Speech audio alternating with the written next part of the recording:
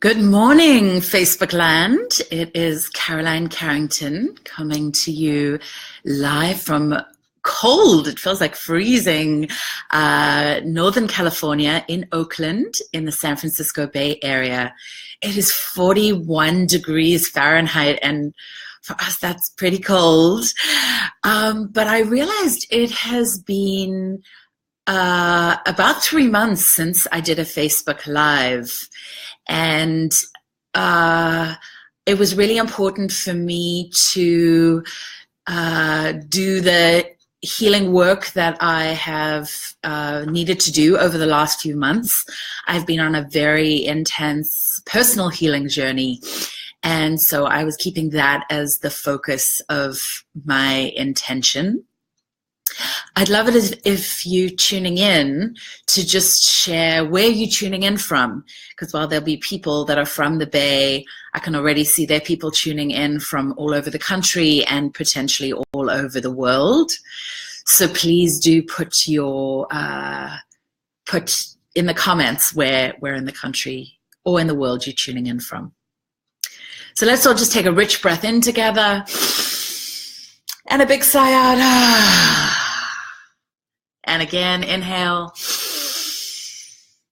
And a big sigh out.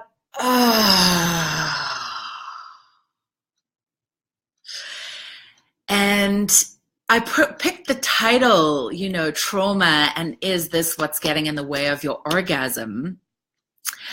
For a couple of reasons.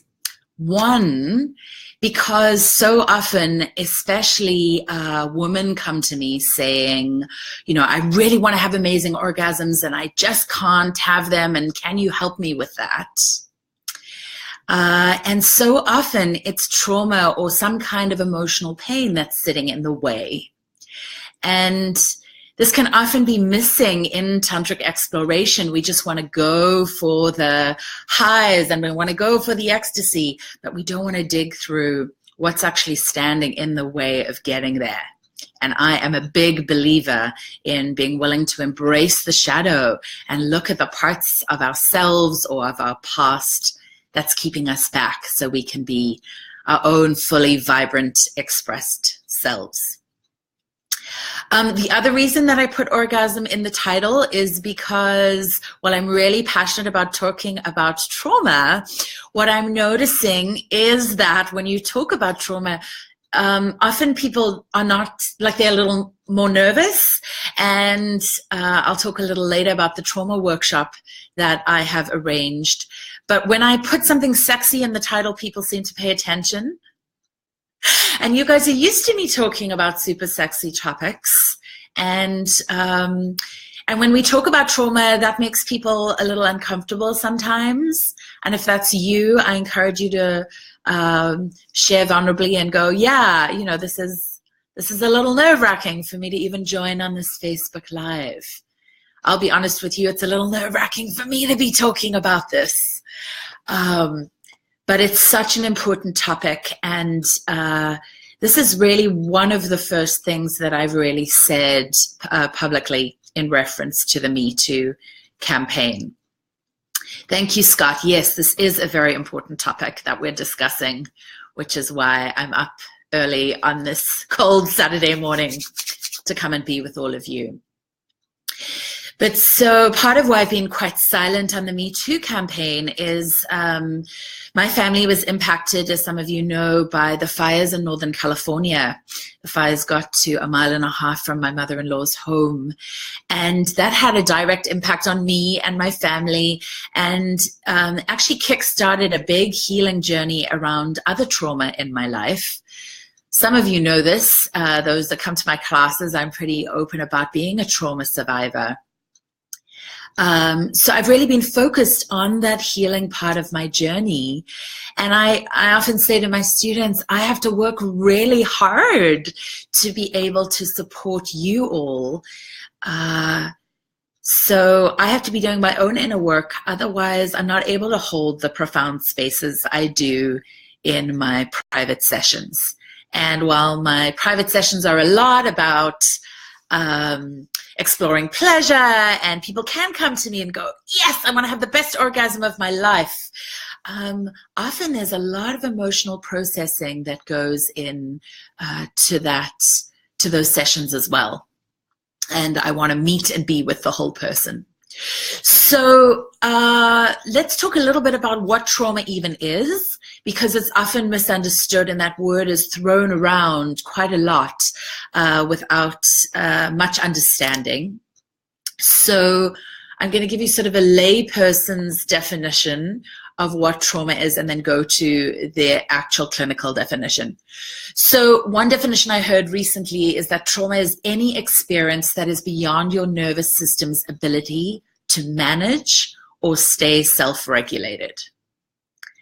And that means you might get a little stressed or excited. Some people use the word triggered. That's actually a trauma-specific word. And you're not able to stay calm. And you're not able to cope with your surroundings.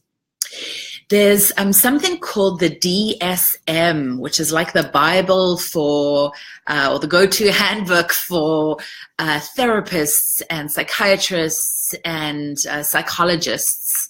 And it stands for the Diagnostic and Statistical Manual of Mental Disorders. That's such a mouthful. But it helps us really define conditions we're looking at, and it really helps us discover what's going on. And their definition of trauma is a direct personal experience of an event that involves actual or threatened death or serious injury, threat to one's physical integrity, witnessing an event that involves that experience, or learning about unexpected or violent death, serious harm, or threat of death, or injury experienced by a family member or close associate. And later on, I'll drop that definition into the comments for you so you can see. You know, Scott, you're saying that the DSM-5, which is the latest version, is very controversial, even amongst professional psychotherapists. You know, I haven't heard that. I know they use it as a real guideline to supporting them, and the manual is continuously being revised to help support people with mental health challenges. And trauma is really pervasive in our in the world, and it's so often misunderstood. Trauma, 70% of adults in the US, this is one statistic I read, have been impacted by trauma. And when I showed that to a trauma specialist, she actually said to me, you know, she thinks that that's a little too conservative. 70%. When I read that, I was blown away. That means we are connecting with people every single day that have been impacted by trauma, whether we realize it or not. And as a trauma survivor who spent the last 15 years very actively working on my own healing journey, and I've come a long way. But, well, I want to say I've come a long way, and I actually help support others through their trauma, even in my sessions. It's not like it magically just disappears and goes away. This can be something that can continue seeping out for years to come. Now, not every traumatic experience will actually lead to trauma that gets sort of trapped in the body or in the nervous system. You could be in, say, a car accident, for example, and you could brush it off, and that can be fine, and you just go on, and it's not a big deal for you. But some of you know, for example, I was in a car accident in March, and it took me a few months. I was lucky to get away with my life, and it took me a few months to really feel like I put that experience behind me.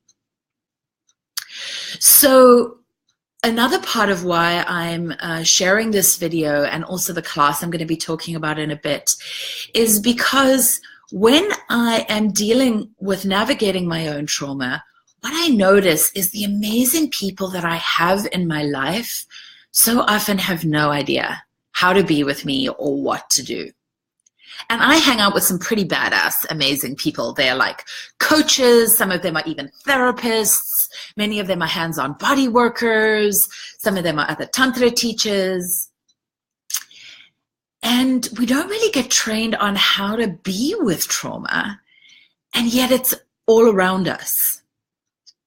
And in light of the Me Too campaign, we're sort of seeing more and more people actually sharing, that was focused a lot on sexual trauma and on sexual harassment. But we are not, we're not necessarily given the tools on how to be with this when it arises. And it's actually shocking to me how many people, specifically in the Tantra world, are working with people in their bodies and have no idea how to be with somebody or help somebody or support them when trauma is coming up. And this was actually pretty devastating for me in my own journey over the last few months, when they just simply didn't understand. And I just so wanted to be seen. And I wanted people that were willing to sit there with me in it. And what I had to realize was they just didn't know how. So, I'm seeing Scott, thank you for your comments. I love it when people comment, but yes, it can, people can experience trauma from being in war zones or being in combat. That's actually very common. So there are, I'm not going to go into a whole range of what trauma is and isn't now. I just wanted to give a brushstroke for those of you that are healing. Wanting to heal and wanting to learn. But we really can heal from trauma. It is possible.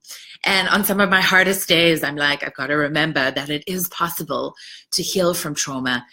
But this actually takes quite a lot of skill from the person that's helping lead and guide you out. Now, I'm pretty trauma informed, mostly from the work that I've done on myself and the discoveries I've done with somatic experiencing and a technology called EMDR, which is used with Vietnam vets, was used with Vietnam vets or other war veterans, for example. It's supported by the Veterans Association as something that really helps. And then also somatic experiencing, which was pioneered by a guy called Peter Levine, who's one of the leading trauma experts in the field. He wrote a book, The Unspoken Voice, which is wonderful if you're looking for a great resource to read. And another book of his, which is for more lay people, I think it's called Walking the Tiger. And anyway, these technologies have really helped me learn, but most of my experience is from having had to learn to navigate it myself, and then having the compassion to know how to be with it with my students. And what I notice in my private practice is I actually tend to attract a lot of students that are trauma survivors who I then know how to be in those dark places with them. And one of the gifts of my trauma is that it has supported me in having incredible compassion and willingness to sit in those spaces with other people. Thank you so much, Scott. I'm really glad that you're enjoying this. So long before the Me Too campaign hit, I was actually really passionate. I'd spent a few months actually looking for the best person to come and teach me and also my students. I now run a Tantra school, Sarasa Tantra, with Julia Tyndall. And I wanted to make sure that the Tantra industry specifically was more trauma informed. And I started seeing a lot of people offering trauma workshops, and many of them had no experience, none. No training whatsoever in trauma or how to support people through it. And as I spoke to trauma specialists, what I kept hearing was you need a minimum of 20 years of working with trauma before you're able. You might be willing long before, but before you're actually able and competent to teach on trauma. So I'm just giving you a brushstroke today. I'm not even trying to tackle teaching it. because I haven't been studying it long enough to feel qualified to teach it. But I've got an amazing person, an amazing therapist, Christine Donohue, who's going to come in on January 8th and teach a class called Navigating Trauma, 3 Fundamental Resources and 3 Pitfalls to Avoid. And I put the link in the description of the workshop, of the live video for you. And I brought Christina in because she's a somatic experiencing practitioner. She's a therapist. She's worked with trauma for over 20 years, and she teaches at the Barbara Brennan School. Now, some of you might know about Barbara Brennan from her book, Hands of Light. It's one of those iconic books that many of us in the healing community have read and worked with. I think it's been around since the 70s. I remember discovering it in Australia for the first time. But she actually teaches at the Barbara Brennan School. So while she understands the physiology of trauma and the psychology of trauma, she also understands energy, and she can speak woo, right? For those of you who know me, I hang out there a lot. I speak fluent woo. So she can speak about it from a lot of different dimensions, and she understands this energy world and working with bodies, which is what a lot of us as practitioners do in the Tantra world. And this workshop is really open to everybody. And what I mean by that is whether you're a coach, whether you're a school teacher, whether you're a parent, whether you are a yoga teacher, whether you just want to have a great relationship and either trauma is standing in your way, or you're in a relationship with somebody who is a trauma survivor, or maybe they're still sitting in victim and they're at the very early stages of either realizing that they've experienced trauma or are beginning to seek some kind of healing. So often we don't know because we haven't lived that reality of how to be with people. And Christina is going to make this really accessible so that we can all learn. And I'm going to be a student in this class. I'm going to be studying along with you.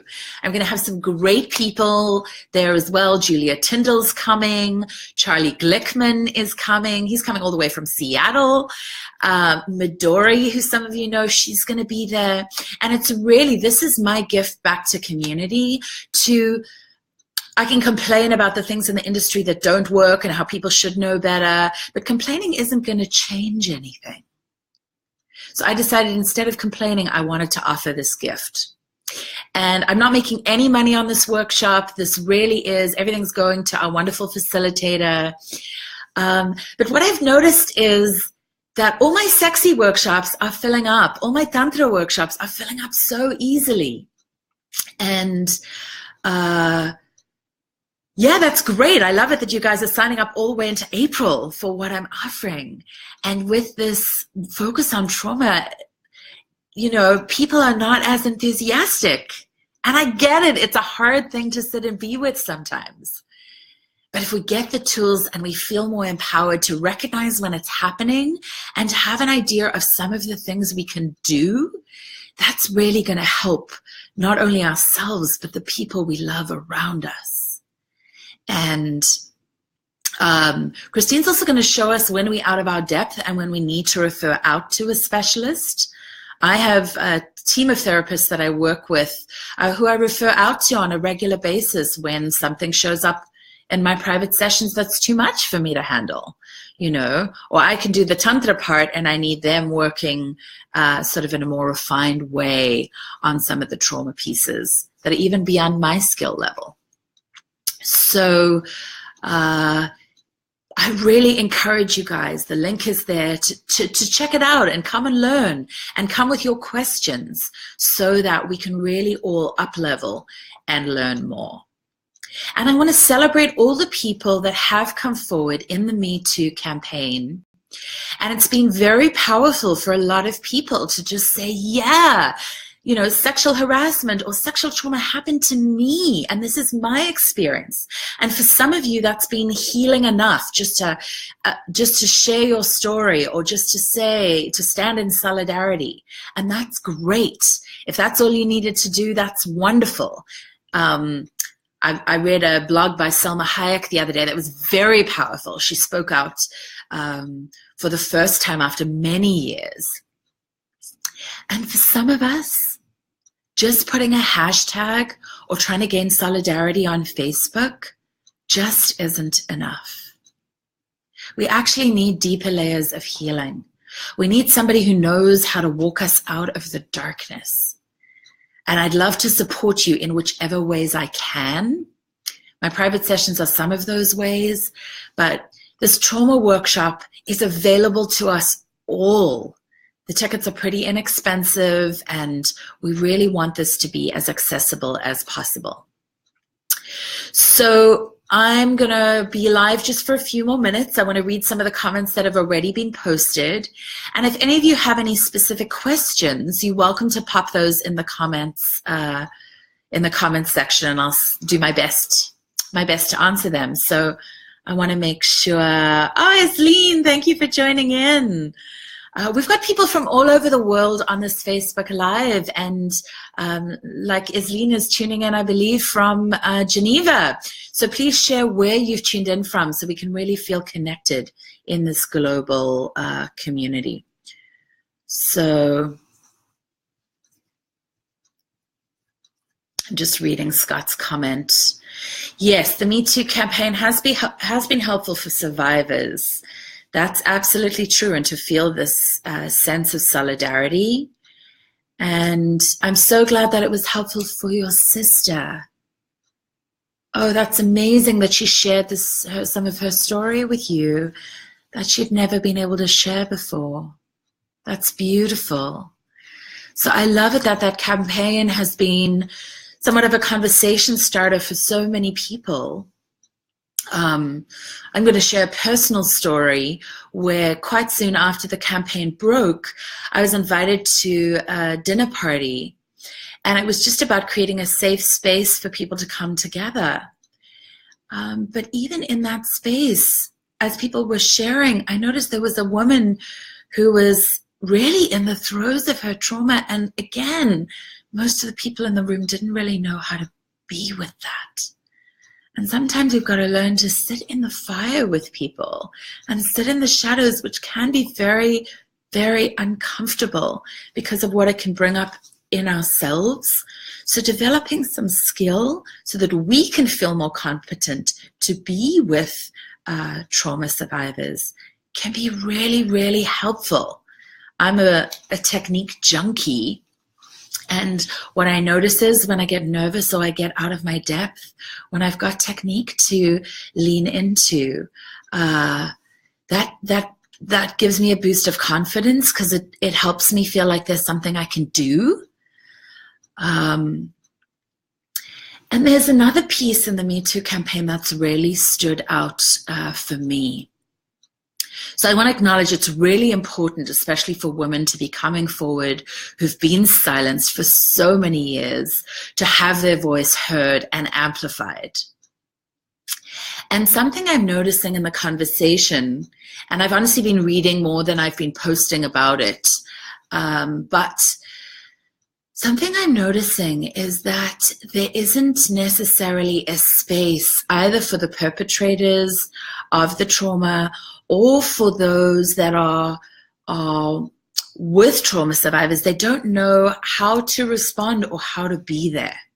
And often this is falling on the shoulders of men. And I'm not trying to single out men as the only perpetrators. There are people of all genders that are.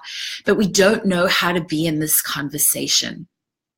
And my invitation is to come to this workshop because it'll give you more tools when somebody's revealing to you or somebody's giving you some feedback. It's going to show you how to be. It's going to show you sort of the far-reaching impacts that trauma can have. And I want you to feel empowered as opposed to feeling disempowered when somebody shares their story with you. So I think that's about all I'm going to share today, because as I said, I'm not the trauma expert, even though I work with it literally on a daily basis in my own life and in the lives of my students. Christine Donohue is really the one that's going to help empower us. So do join us in Oakland on January 8th. I'm literally inviting you into my home to welcome you here so we can all learn together and we can up-level ourselves and the world so that the real healing can happen.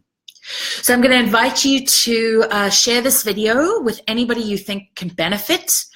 Given that 70% of adults in the US have been impacted by trauma, that means almost everybody, I believe, can benefit from this.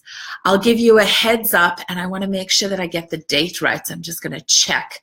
But we are also going to be doing a day-long workshop, and this is one of the first times I am talking about it. But on, I think it's March 23rd. I just want to check that date. Oh, I don't want to give you the wrong date now. I should have looked this up before I started the video. Let me just go through my calendar quickly. It is not. It is March 17th. I'm so glad I checked. We're going to dive even deeper in a day long. So for those of you that can't, for any reason, come on Monday night, on January 8th, perhaps you can come on the 23rd. And the link for that isn't live yet, which is why it's not on this video. But I recommend you join my mailing list at carolinecarrington.com. The link, again, is up there. And then I'll send the information to you as soon as it's available. So thanks so much for joining me for this important conversation today. I got up a little earlier and wrapped up warm just so that I could snuggle up with you. Oh, Isleen, I'm really looking forward to being with you soon, even though I know you can't be there. Thank you for the important work you do in the world. So I'm signing off now, sending lots of blessings for the holidays, and we'll talk to you soon.